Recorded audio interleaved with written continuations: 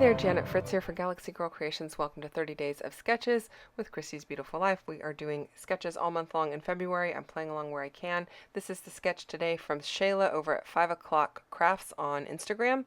And I'm playing along celebrating Annette over at Wayfaring Panda for her 500 subscriber hop. She asked us to do a grab 5 challenge, and I used stencils, ink, nature, stamps, teal, animals, stickers, and die cuts. Yes, that's more than 5. She had a much longer list, and I just chose as many as I could. So I chose 8 items.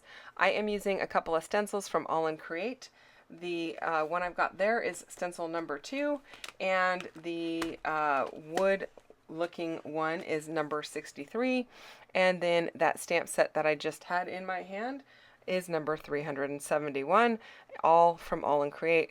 I didn't purchase them directly through All in Create. I got them through the Some Assemblage Required shop, and I believe at least one of those came in a monthly box. I'm not sure about all of them.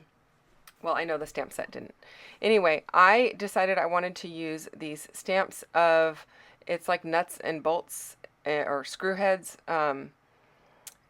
that are already in a line, and then I have several little screw head pattern stamps that I'm going to go ahead and stamp onto this white piece of paper. I don't make you sit through all of the stamping. You get the idea. I am using some Ranger archival ink so that when I go and add some color to the paper, it does not run because this is a waterproof ink.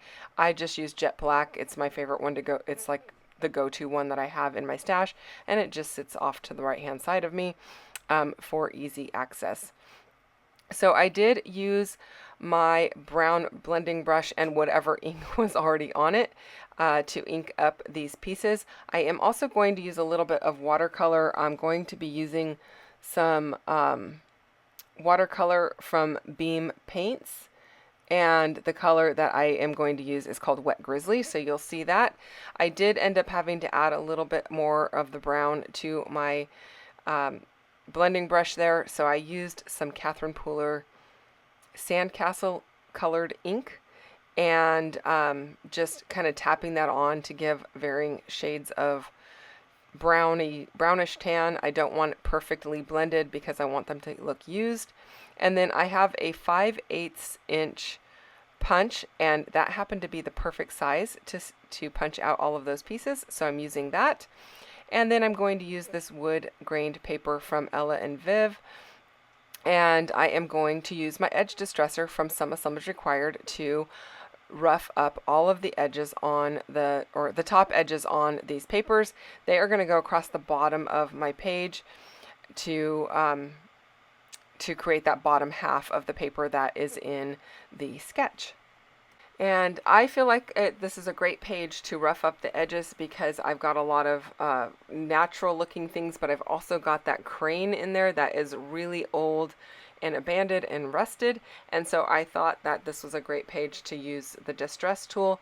If you haven't used one before, you just put your paper in and slide the distress tool back and forth. There's a blade inside to rough it up, and I don't really go into a lot of coverage on how to use it, but it's very simple and easy to use. I will also be roughing up the edge of this paper where I've torn it out, and then the piece that I tore out I'm also going to rough up in a bit, so you'll see that happen also. I will try to put links to the products below if I still have them available, or if the products are still available. I am using some more of that same Sandcastle ink from Catherine Pooler to put through this stencil, and then I decided that it needed to have some highs and lows, so I wanted some depth of color as well.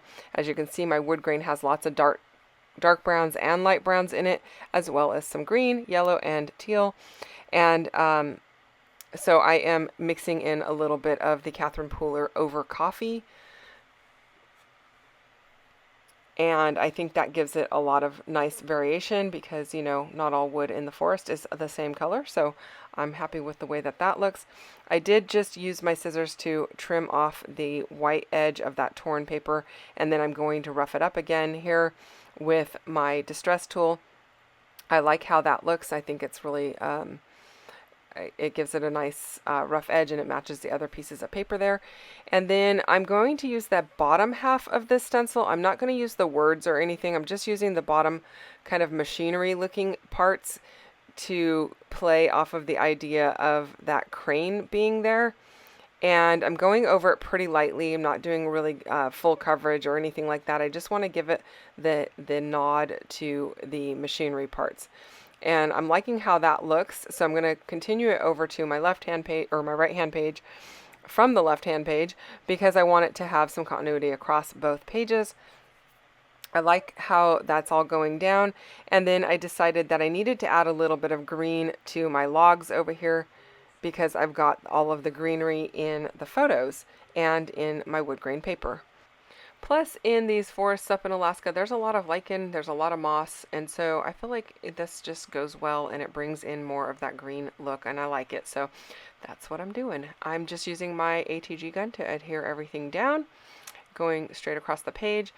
You can see in the sketch there is like a border piece that goes across just below the patterned paper, and I am using this stamped image of all of the nuts and bolts. I did have to piece it together because the stamp is only so long, and so I definitely had to glue it together to make up the difference. And then my photo mats, I went over them. I just did a direct ink pad to paper inking method around the outside edge with some speckled egg distress oxide ink, and then I went over it with the green as well to bring in a little bit of the green. So I'm adding some turquoisey sky blue color there.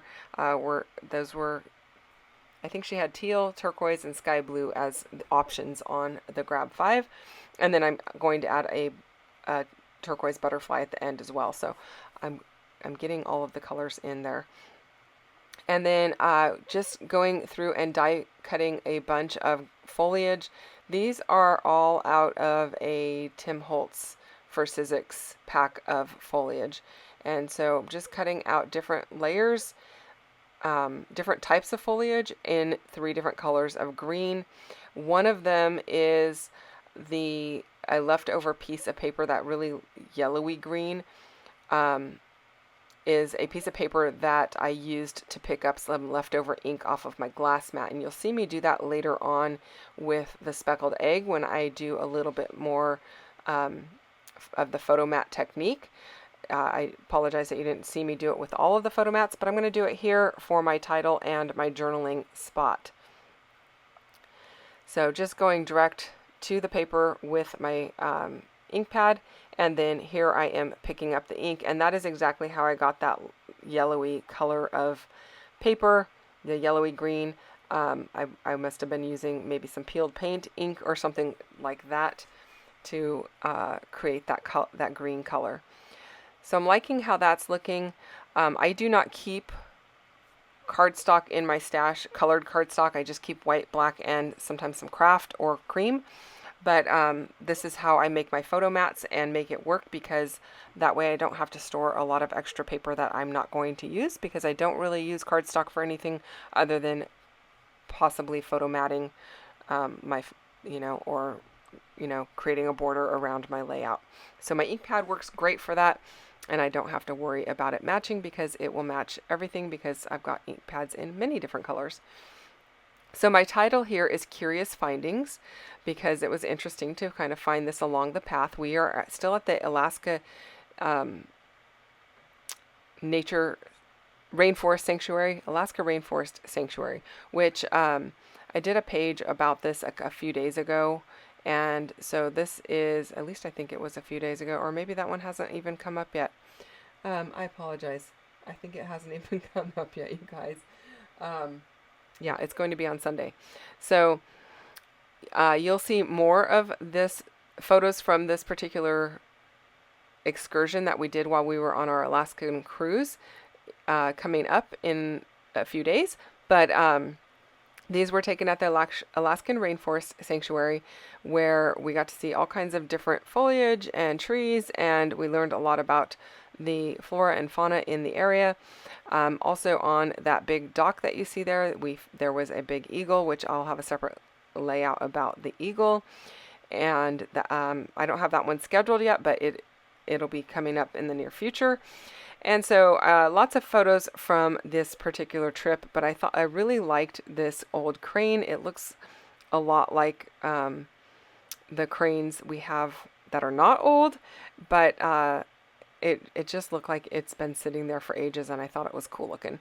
So lots of pictures of that, lots of pictures of just the foliage in the area, and then of course my husband took the photo, so I'm in the photo.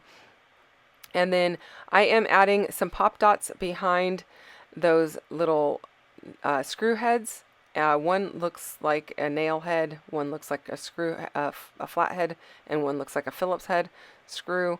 And so I am just adding some foam behind that just to give it a little bit of added dimension. I really like the way that those look mixed in. She did have enamel dots on her list of a grab 5. These are kind of taking the place of my enamel dots, even though I didn't really count them because I've got way more than the 5 items that she required or requested that we use.